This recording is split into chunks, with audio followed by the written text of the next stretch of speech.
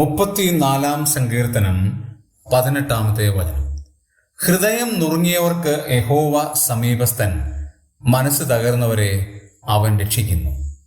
പ്രാർത്ഥിക്കുമ്പോൾ നമുക്കുണ്ടാകേണ്ട ഒരു മനോഭാവമാണ് ഹൃദയ നുറുക്കം എന്നുള്ളത്. എന്താണ് ആ ഹൃദയ നുറുക്കത്തിൻ്റെ അർത്ഥം?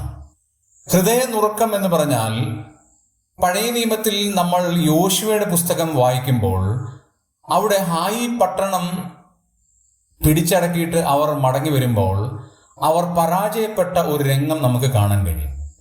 അപ്പോൾ യോശുവ നിലം വരെ കുനിഞ്ഞു കിടന്ന് പൂഴി വാരി തൻ്റെ തലയിലേക്ക് ഇടുന്ന ഒരു രംഗം നമുക്ക് വായിക്കാൻ കഴിയും.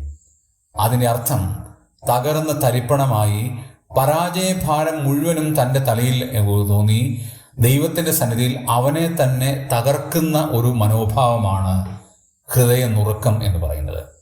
ഹന്ന പ്രാർത്ഥിച്ചതും അതുപോലെ തന്നെയാണ്. തൻ്റെ പ്രതിയോഗിയായ പെനീന തന്നെ ഉപദ്രവിച്ചുകൊണ്ടിരിക്കുമ്പോൾ, മാനസികമായി തകർത്തുകൊണ്ടിരിക്കുമ്പോൾ, ദൈവസന്നിധിയിൽ അവളുടെ ഹൃദയം തകർന്ന തരിപ്പണമായി ദൈവത്തിൻ്റെ കൃപയ്ക്ക് വേണ്ടി യാചിക്കുന്നതാണ് ഹൃദയ നുറുക്കം.